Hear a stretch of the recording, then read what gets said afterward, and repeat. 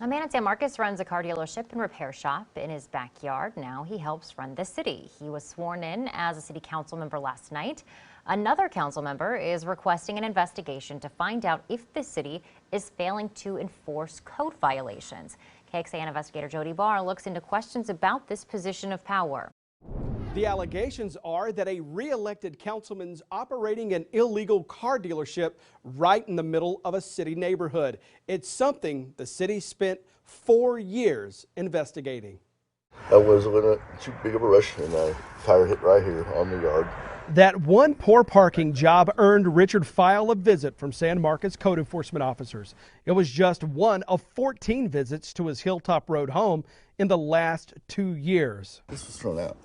That's a copier, and it works. He admits it's not like they don't have a reason to visit. His front yard is littered with treasures he scoops up off city streets to carry home to restore. File says he got a ticket last month for violating the city's lot maintenance ordinance and another for illegal parking a few months ago. Do you think there are more pressing issues across the city than you missing your driveway? I would hope so. File is one of the 66 code violations across the city since 2017. It's the same time frame the city spent investigating this car dealership tucked inside a neighborhood where the city says it doesn't belong. He told me somebody complained and they're just looking into it. That's what I heard about it. Okay. And that was in 2017. We're in 2020 now. Shane Scott was a council member for 5 years until 2015, and now he's back on the council again. He owns the dealership and auto repair business. Scott says he's zoned for it. The city says he's not. Code officers first discovered Scott's dealership in 2017 after the police department found unregistered cars parked along his street. There's one still parked there when we visited the dealership this week. The city sent Scott a notice of violation back then, something he claims he never got. Subject line is Shane Scott's property.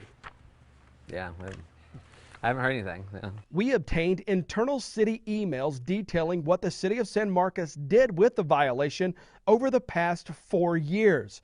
We found just 2 months after the initial complaint, the planning department told code enforcement the city's not moving forward with any enforcement following a meeting with the city manager's office. The case went cold until another complaint came in 2019, then another earlier this year.